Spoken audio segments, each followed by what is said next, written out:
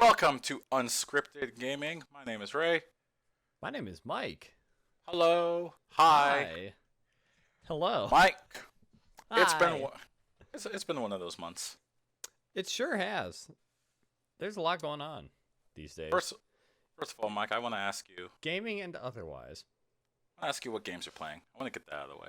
Yeah, we can move through that pretty quick. I have been playing my usual stuff. I've been playing some. I haven't really played a lot of Sekiro lately, but because I kind of fell off the wagon on that. But we'll get back there someday. Still love that game. Just taking a break from it. Playing some Destiny. Getting ready for the new season of stuff coming soon. Yeah. That I'm excited about. Season of Opulence. Season of Opulence. They've announced some pretty cool things about that I'm pretty stoked about, and I think we're gonna get some more insight into one of my favorite characters, which is cool. And they also, so I've been playing through some of that. I did the most recent raid that they added earlier this year. That was pretty fun, and a pretty cool setting. What I guess the most interesting thing I've been playing lately is I've borrowed it from a coworker. I just kind of missed out on it, this one from last year, but I'm playing that Spider-Man game.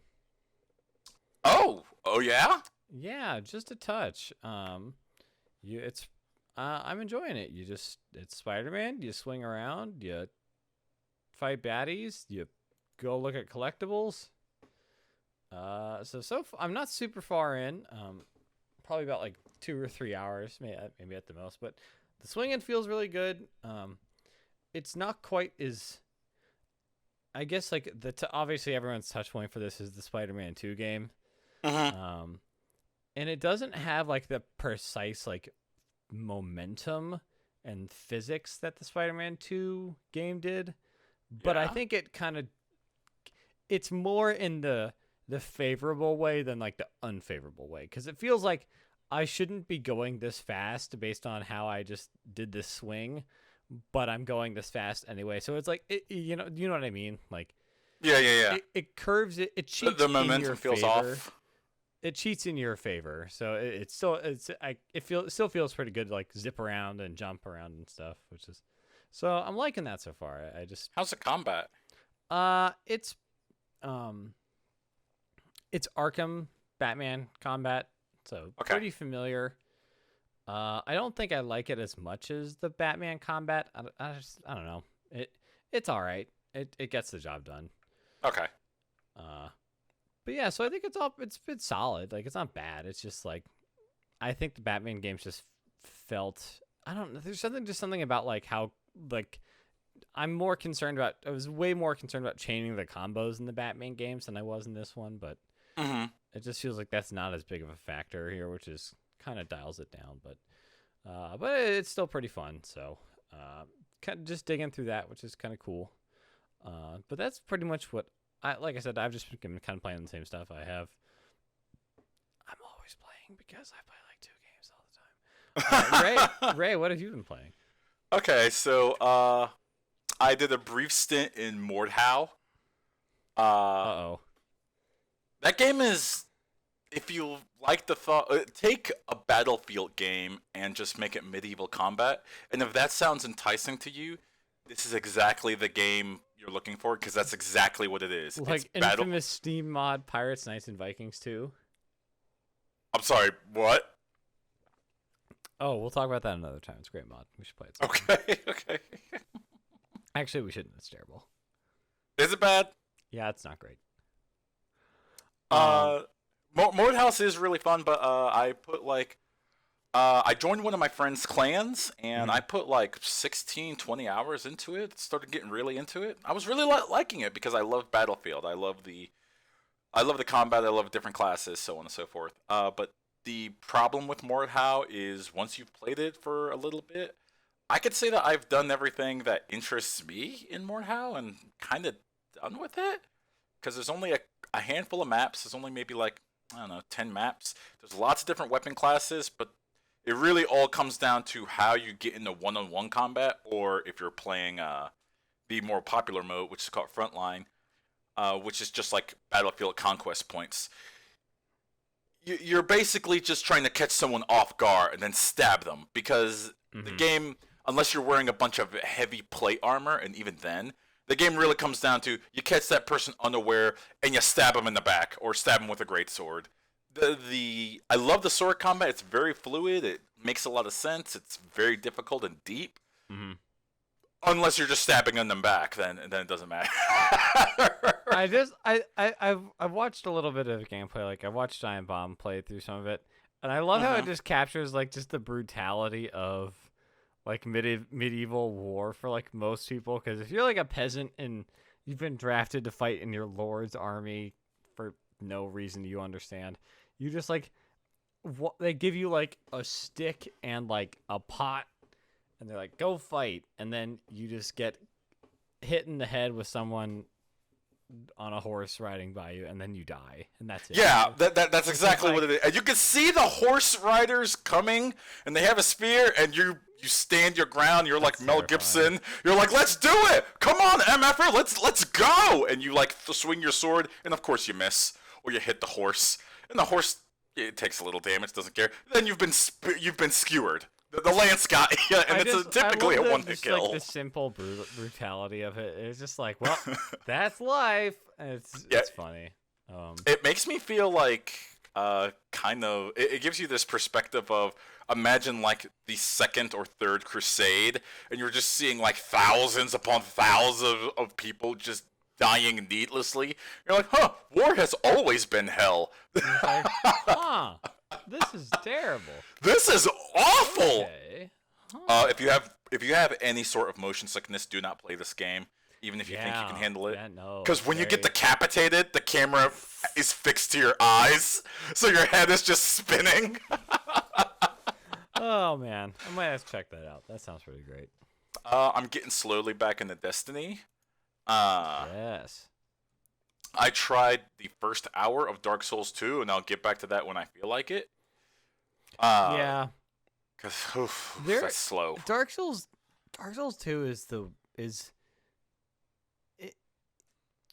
there are some people who really, really love that game, and I think there's some interesting stuff there, but I think the thing that kind of does it for me is that like the world isn't kind of like a Metroid Castlevania style like singular place. Like it feels really disjointed as opposed to like Dark Souls 1 where you can like, oh, that's that environment down there, or that's that place over there, like it in a way that like help grounds everything. Like Dark Souls 2 is not like that at all. Yeah. So I think for good reason in the story, but I don't know. It's my least favorite. It's my least favorite of the Dark Souls games, and that's why I haven't been looking forward to like every review I've ever. And I got Scholar of the First Sin, so I'm not half-assing it. But every review I've read of Dark Souls 2 says like this might be the worst Soulsborne game, and that's that makes me not look forward to it at all. Like I never played Demon Souls, but it's just tough. There's just so many kind of like things that are like weird about it that just never quite clicked for me.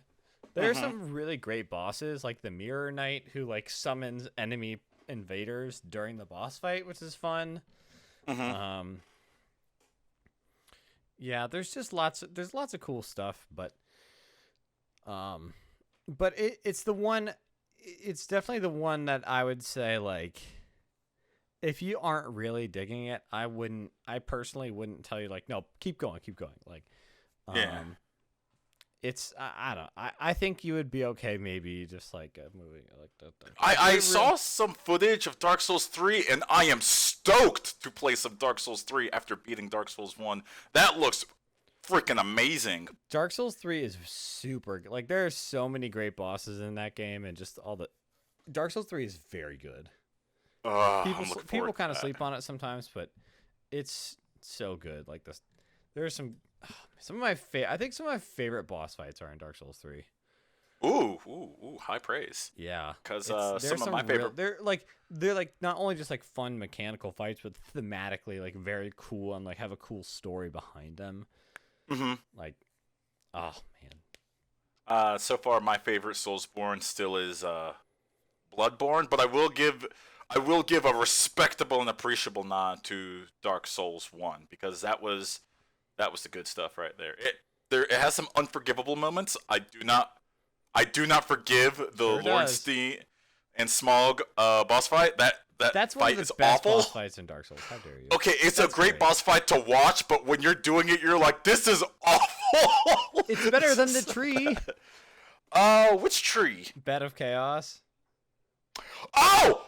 Do not get me started on that abomination of a boss. That's not a boss fight. That's just awful. The Lost Izalith, that entire section, just Like, you could a tell. child could have made better level design. You can tell they came in really hot with the release with that section because they're like, just put this boss from earlier in the game over here and then make him T-pose. And that's this section. And you're just like, sure, okay.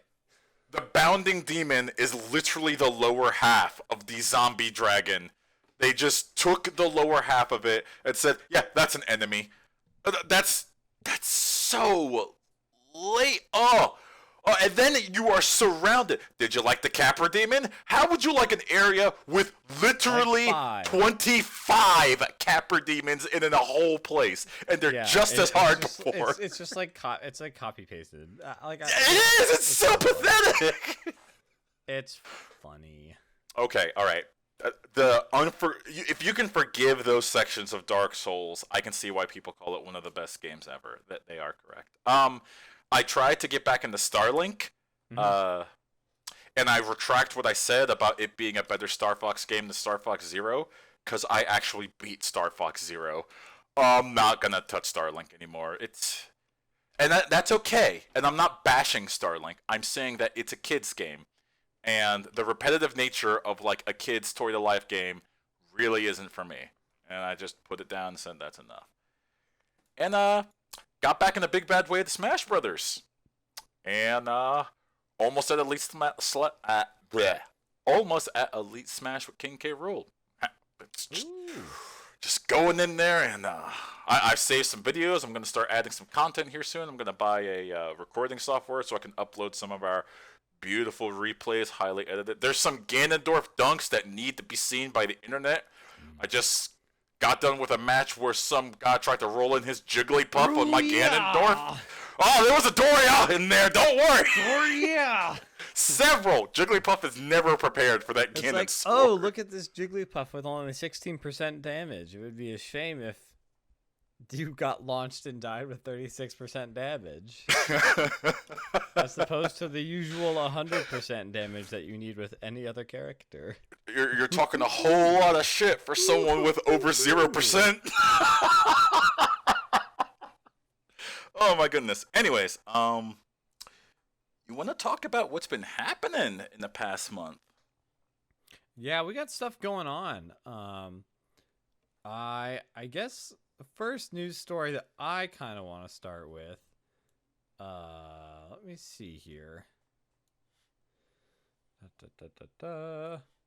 Probably the most exciting thing I think was the reveal of the release date for Death Stranding, which is a game that we have discussed here in the past, as it is from one Hideo Kojima. Yeah. Creator of the Metal Gear Solid franchise. There's a new trailer, had some weird stuff going on, and they announced that game is somehow coming out this fall. Very surprising. Did not see that coming. I'm so glad it's actually just a game. Like, they showed lots of gameplay footage, enough to make me satisfied. Like, okay, there's a video game here. There are mechanics. Yeah. I really kind of like how it's, I mean, I'm inferring, we really only saw, like, so many, like, little snippets, but I really like how it almost had kind of, like, Breath of the Wild style, like, traversal of the environment as, like, a main thing you're doing. I think something about that seems really cool, just because not a lot of other games, like, have that kind of pace to them, where you're like, oh, I have to go down this cliff. I don't just like glide and fly down. I just like, no, I have to put like the climbing stake and then like lower the rope. Like, I like how kind of grounded that is. Like, I think that's very. I'm really curious to see like what they kind of like what they do with that. I think that seems like a really cool change of pace from a lot of other games that I'm very interested in seeing what they do. I'm in a very Hideo Kojima fashion. They started introducing new words. I guess that everyone's going to start putting in their lexicon, like Homo Demon, Demons. which is just great. They didn't mention the word timefall, which sounded kind of awesome, and I wanted to know more about that because, oh, you're tickling that sci-fi bone, Mr. Kojima. You tell me what's going on there. Yeah, I definitely, speaking of sci-fi, like this, based on this trailer, it seems very much like a classic sci-fi of like, oh, this trope of like human society, or like this like conflict that human society has with itself has been given spooky shape in the form of, this monster, blah. Yeah. Like, it very much seems like that there's some sort of like historical past versus the future, like the anti-war kind of vibe that is like manifested in a very physical way that, again, it seems like a real kind of classic hard sci-fi kind of deal. I'm so in for that. I'm buying this on day one because I'm super jazzed. And Absolutely. It looks great. It looks like Death Stranding is an event. Like, it's not a concept, it's a thing that happened. If you're going by the trailer. And that seems very interesting too. Because you don't, what was it? The press release said there's not a traditional game over. It's more that the game changes and you have to do this thing where you have to go back into the real world. I don't know. I'm very interested. Yeah, I am very curious to. I think just the concept is the pitch alone is very interesting, and I hope we'll see more of that soon. I don't know if we want to talk about this now, but at an upcoming video game trade show where a lot of stuff usually happens. Let's get to E3 here in a moment. Not just yet, because I want to talk about because Randy Pitchford. Yeah, sometimes you got to talk about when the game industry does something stupid, and Randy Pitchford just cannot help himself. If there's a controversy, he seems to be wanting to be part of the head of it. All right, like. It's, I really tried to, I do love our, categories of, the shit show of the year. It really feels like this year it's going to have to be like the Randy Pitchford shit show of the year. Like, he's really just, like, no one else deserves to be in that category because no one else has the Randy Pitchford craziness multiplier to even put their score high enough to be in consideration. No CEO has done what Randy Pitchford has done in the last 2 years when it comes to stand-up magic. He is a magician. The announcement of a game, just like watch me do look, watch me do magic. You have to watch me do magic. Like, what? Oh, yeah. He's weird. He's a little eccentric. I believe Jim Sterling put it best. You're the CEO of a company releasing Borderlands 3, which is a game that people can argue sells itself. Just put a release date on a trailer and you will get a guaranteed 2 million sales. But here you are chatting some good mess with, what was it, his former product marketing manager, I think it was? The guy that did the voice of Claptrap. He's not returning to do the voice of Claptrap because there was a payment dispute. And hey, that stuff happens. I'm shocked that they brought it up on Twitter, but wasn't really... Actually, no, I respect the marketing guy for bringing it up on Twitter because he's like, I can't go back to do it because Gearbox wasn't wanting to pay me. And then Randy popped off on Twitter, and this is where Randy was wrong, and said, oh no, we were going to pay you handsomely. We were going to give you double market rate or double scale. And he said, all right. So you want to bring up that you were going to pay me double, even though that's a lie. Well, Randy Pitchford, he like labeled off the date at the Marriott of GDC, I think it was like 2014 or something like that, physically assaulted me. And for the first time in almost Twitter history, Randy Pitchford didn't talk for 48 hours. You can almost hear them scream, "Got here!" Okay, it's not really that funny because the CEO of a company is being accused, and there are witnesses that said he physically assaulted another person for literally business-related reasons. That's not cool. That's not okay. And then there's the issue of Randy Pitchford saying there's going to be no microtransactions in Borderlands 3 when indeed there were microtransactions. Randy Pitchford just doesn't think that selling skins are microtransactions. He thinks only loot boxes are microtransactions. What an interesting man. Yeah, I just... Just, don't leave flash drives of dangerous things in medieval times. Don't do that either. Oh, yeah, the child porn allegation. Oh, and there's our video, demonetized. I'll have to bleep that out. We'll send a bill to Randy. So he said it's not that. He said it is a woman. I don't think I could describe it. Let's talk.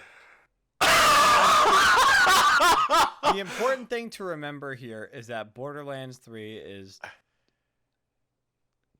It's on the way. Be boring. Yeah, me and Mike were talking about this before the podcast, and I'm sorry, fam. Everyone out there, we're just not fans of the Borderlands series. And for those of you that are, and there are millions of you, great. I'm glad you found something you love. That's awesome. Maybe it's just maybe I didn't like. Maybe I just didn't love the character I picked in Borderlands 2. Maybe it's that. What character did you pick? I'm curious. I picked the sniper dude. Oh, okay. That's who I picked in Borderlands 1 as well. Yeah. I picked the sniper. That's Zero, I think. I don't know. That's not a bad pick, man. Anyways, Borderlands aside, you want to talk about the loot box bill? Sure. All right. I'd love to. The loot box bill. We'll keep this very quick. I believe it has some name like the Protecting Children in Games Act. Hold on, I'm gonna actually look up the name. Loot box bill anti-loot box bill poses a real threat to video games. Well, see, that's the thing. I don't think it poses a threat to all. Protecting Children from Abusive Games Act. Wow, who's gonna vote no on that? The text is very simple. It's basically that if your game has microtransactions based on gambling mechanics, and it's to classify loot boxes in the United States as gambling, you have to rate your game as a gambling game, and thus it's for adults only. Which, yeah, submitted by Missouri Senator Josh Hawley. Is Republican. Shocking, by the way. A couple Democrats have signed onto the bill, have endorsed the bill as well. I guess it'll be interesting to see, because this is like other countries have done some stuff and looked into it, but this is the first pretty serious attention that it's gotten in the United States, which is kind of why this is gonna be really interesting to watch, because Congress is they can do stuff like this. Mm-hmm. And it's gonna be I guess it's kind of curious because for children, it's they're clearly not regulating it themselves. No, I not guess at all. Capital VG video games.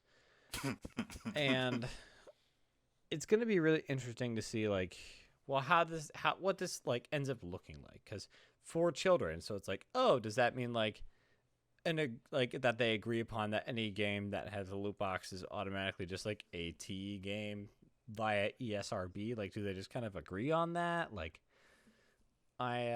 It's very interesting, but I feel like this could very easily just end up very toothless, and ultimately just not really doing anything. I definitely think that there's a need to be addressed here because I think a lot of games have gotten better about like that if your microtransactions are rotten and bad, that no one will play your game because it's a bad game. So I think a lot of like AAA games are trying to get better at that some of that stuff, but like you also look at but I think especially like phones, and like a lot of mobile games are pretty wretched with how like how quickly they can stack up. And just how well like I know Apple's trying to crack down on that stuff too. So it's it's going to be interesting. We'll have to keep an eye on this because it'll take, like all legislation, it takes time. But I don't think that there's been a super serious or big response from the industry. So they did. The ESA responded, and it was awful, just freaking awful. The ESA said that. Hold on, let me bring up the exact words. It was something like parents need to be. Parents have to do a lot of shit. Okay, that's what it was. It was parents can monitor the type of content that goes on into these games, and we are placing the onus back onto families to make sure that children in this case are playing the games and making the purchases that parents can agree with. That's not good enough. I remember when the purpose of the ESA when it was formed was to initiate the ratings program, so games like Mortal Kombat isn't purposely placed in front of kids. Whether that's still the case or not, up for debate. But at least there's a rating on the game. At least parents have that knowledge and know. And now the ESA is just like, what? It's up to the parents to figure that out. So I've actually read. I guess they're like, Go ahead. I mean, that's obviously part of it, but like, at the end of the day, it's like, it's almost like, feels like we're debating like if the presence of loot boxes in general makes your game M automatically. Like that could be something like that. I don't know how much attention people pay to those labels anyways, but when I worked at a Radio Shack many moons ago, it's more than you think. Yeah. It's there were a lot of parents that said like, "Is this for kids?" And I would say, "Well, no, because it has this rating on the game." And it was like Grand Theft Auto 4, just to let you know how back in the day this was. And I was like, "No, it's this." And they're like, "Oh, okay, well, never mind. I'll get them." They got them like Lego Star Wars instead, and that's a kid's game. Yeah. So I guess that's how I feel like this would end up, is that they would like, there would be some debate about whether they'd be like, yeah, you're right. That's why it is. This is a parent's decision to make for the younger audience. That's why we're gonna make. Oh, if you want the parents to decide this, we're gonna make any game with loot boxes rated M, so the parents can definitely decide. At least that's what I would do. But, I do want to clarify, it's not just all loot boxes. It's loot boxes. Actually, it's specifically pay-to-win microtransactions or loot boxes. Yeah, they use the language. Thank you. I should clarify, because loot boxes are like the general term, but this is also a reference to like specific microtransactions or like things where it's like, hey, pay 99 cents to continue or whatever, or buy $100 and get 5 continue. What best deal? That Harry Potter game where you hit the paywall and it's literally you're being choked by a spirit, and this says pay gems to stop being choked. Good job, Warner Brothers. That is the most disgusting thing. That's almost satire. All right, enough about that. Hey, Sony did the thing. They sure did. They announced some. They are not going to be. They don't really have a main big presence at what you would call it the big show, the E3. At E3. because it sounds like that they've announced the PlayStation 5. Sounds like we're getting it in. Did they say a date? I don't think. Actually, let me check. I don't think they gave a date just yet, but they're not going to be at E3 because they don't really have much to show. They've kind of put out, like with Death Stranding, they put out some trailers recently. But they are kind of in a holding pattern for now, just because they dropped a lot of PS5 details, and it's a thing, and it's pretty much kind of what we were hoping. At least in my opinion, it's kind of what we were hoping for.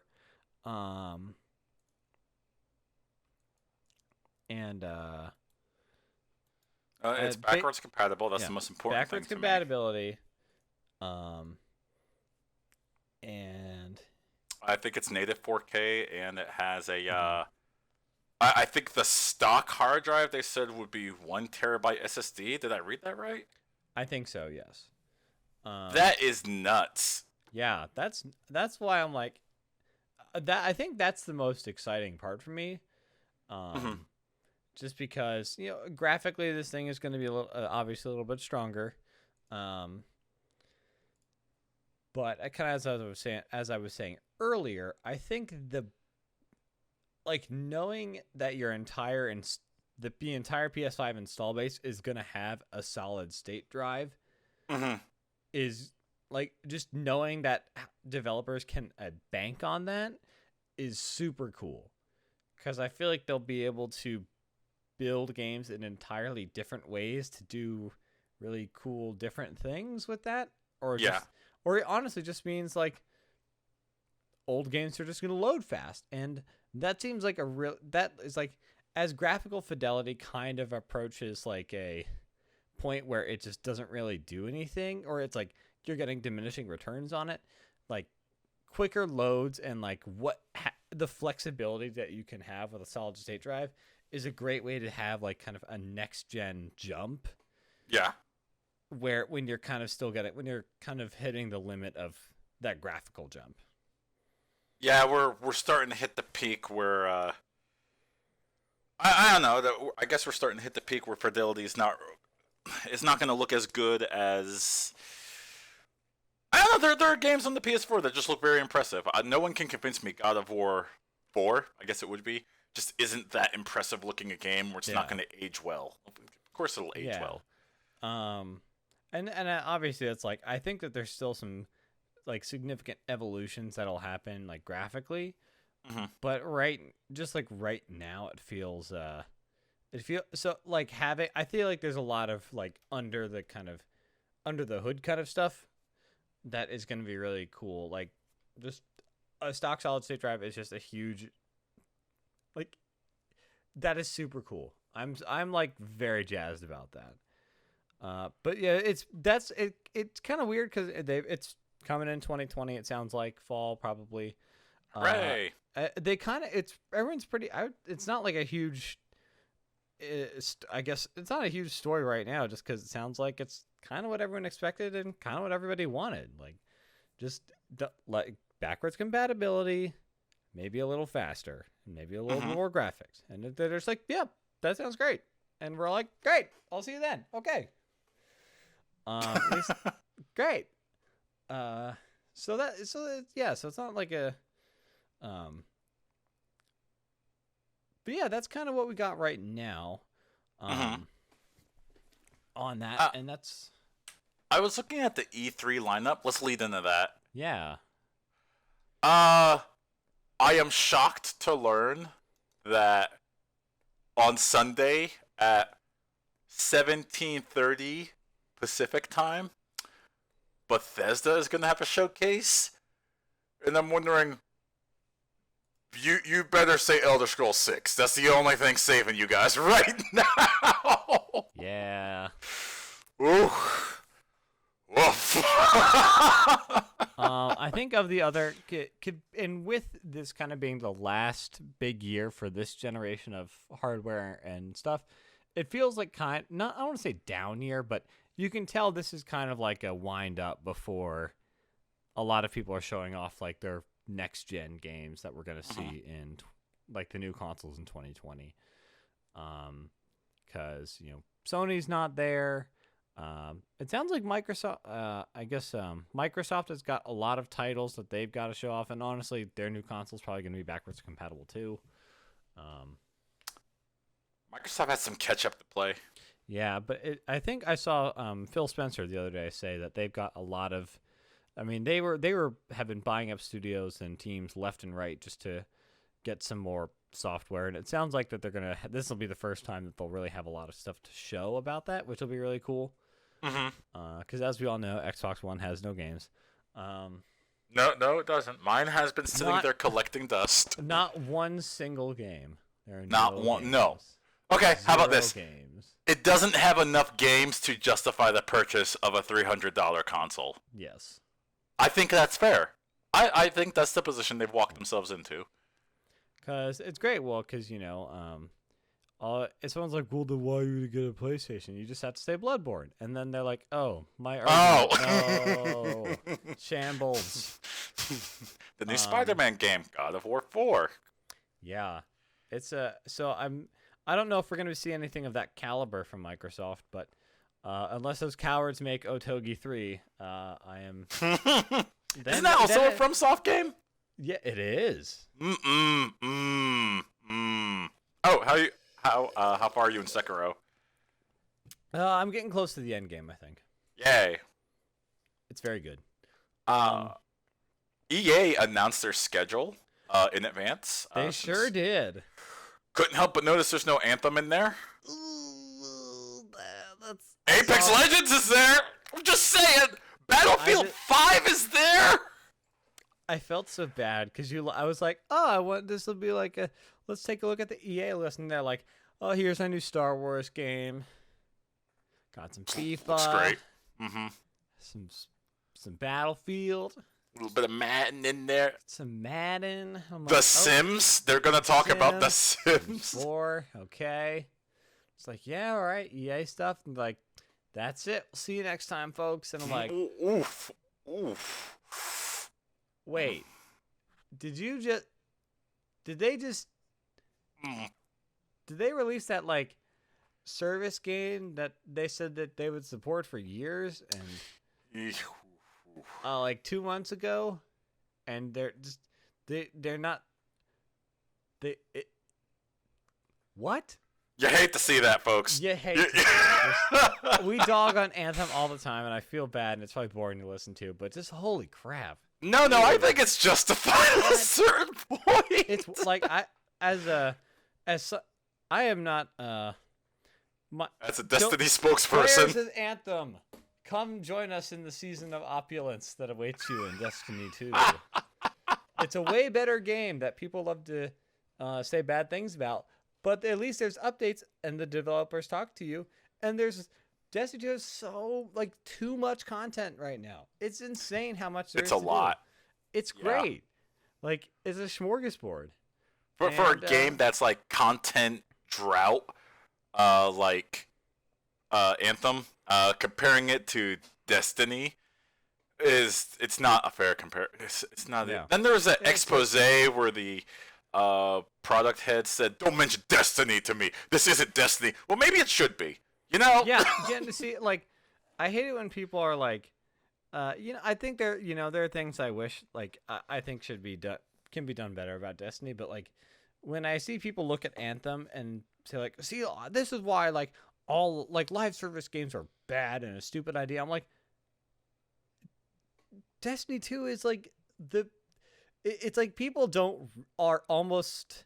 This is easy for me to say as like the person who plays Destiny all the time, but like people sleep on like how good that game is and how like it's kind of like it's like people underestimate how hard that probably was to get that game where it is now. Oh, it had a rough start, but yeah, it's definitely in a great place as rough now. As like Destiny 1, it was just kind of it was just like not almost like not what people expected. Yeah. But just it's very concerning to see like Anthem just completely not on this like announcement thing at all, especially when they just had that live stream the other day that basically said that the end game is like a glorified seasonal event, which is not.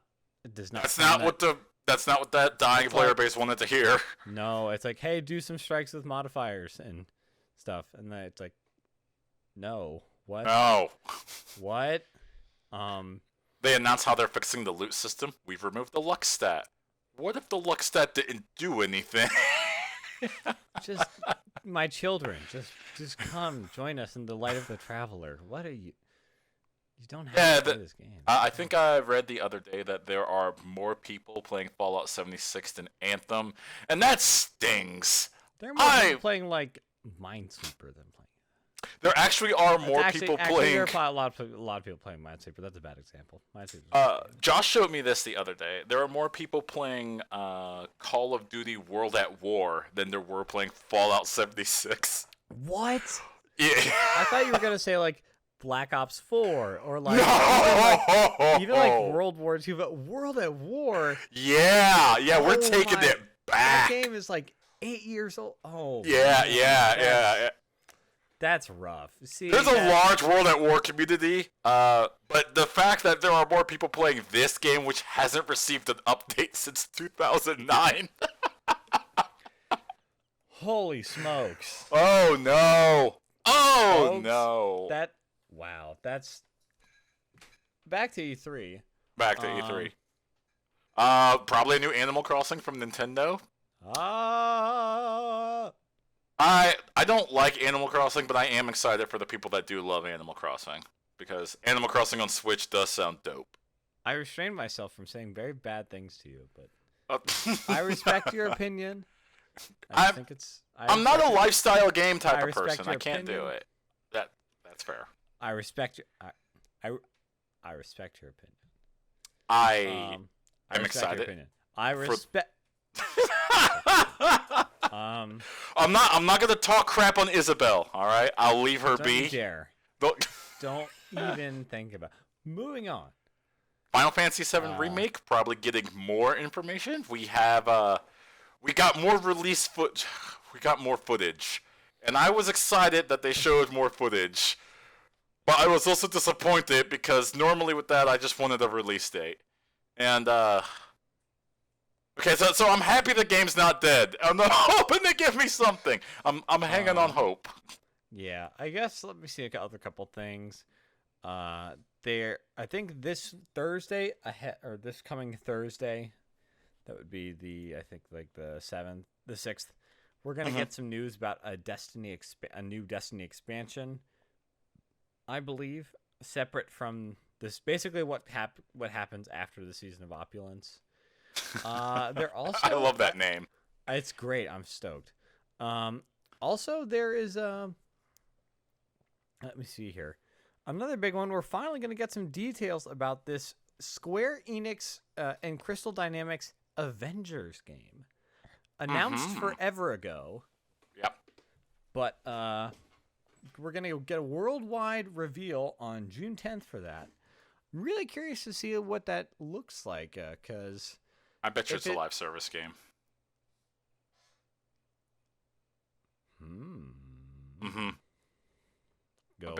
Go on. I bet cash money it's a live service type. That was not very cash money of you. That was I haven't seen Godzilla yet. But I want to. I hope he says that. And he has a gigantic pair of sunglasses made for him by the military. Oh boy. Anyways. I bet it's a live service game where you like make your own hero and you join the Avengers. I don't know how I'd feel. I hope it's not.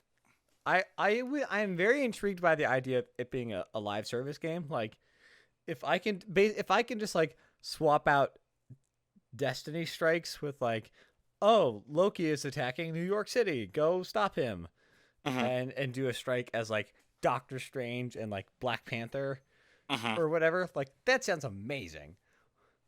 I don't know how I feel about like a create my own hero thing.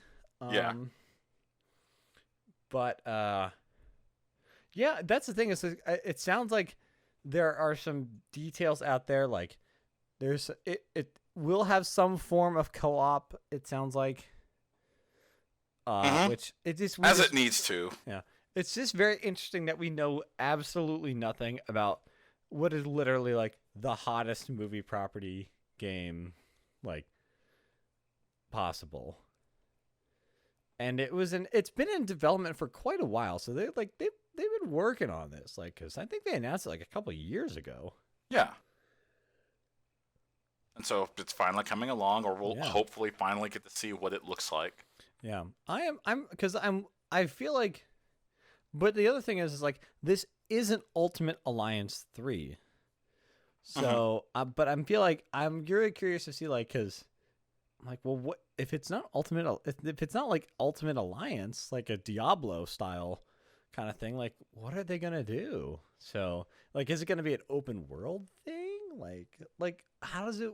Well, what are they doing? I feel like that's probably one of the biggest things I'm interested in seeing, just because, like, I like Avengers stuff, and we just don't really know anything about this at all, and I'm very curious to see, like, what they've been cooking up all this time. I agree. I agree that I'm so you brought up Ultimate Alliance. Those games are fun. Those games are fun. Let's go ahead, and the final thing we wanted to look at is E3 is probably Devolver Digital. I like their showcases. Leave me alone. I love Devolver Digital games. Yeah, they're good. I liked Ape Out. It was great. I love that that game exists. Ape Out was very good. You play a silverback gorilla. I love it. I love just about every game Devolver Digital has ever published. Almost every single one. And I have one on my Switch to download. It's what is it? Gato Roboto. Oh, it's a Metroidvania where you play a cat in a robot suit. I'm in. Yeah, I'm trying to think, because we'll probably get, I feel like we won't, because we'll get some Animal Crossing. We might get some news about some new Smash characters, in before Dante for Smash. You heard it here first. I say Master Chief. I honestly, there's a non-0% chance that we get Master Chief or Doom Guy in Smash. We will. By end of 20, book it now. I will. No, I'm not gonna. I won't commit to doing anything stupid. I know better. Okay. But there is I would bet. I would bet IRL money on Doom Guy or Master Chief coming to Smash at some point. Just like, I mean, because they've specifically said that, like, they're trying to get, like, people you wouldn't think you would want in Smash, and you can download a Microsoft thing on Smash now. And I'm just saying, or on Switch, not Smash, but I'm just saying, synergy, it's there. Actually, on that note, I think we should wrap up because we've been going perfect. for about an hour. Yeah. Any parting shots, Ray? Yes, we should do our normal podcast immediately after the E3 and give our final thoughts. So yeah, be prepared for that. Even though I think we'll still get some fun announcements and surprises. I think there'll be some interesting stuff to see there. And how about you? I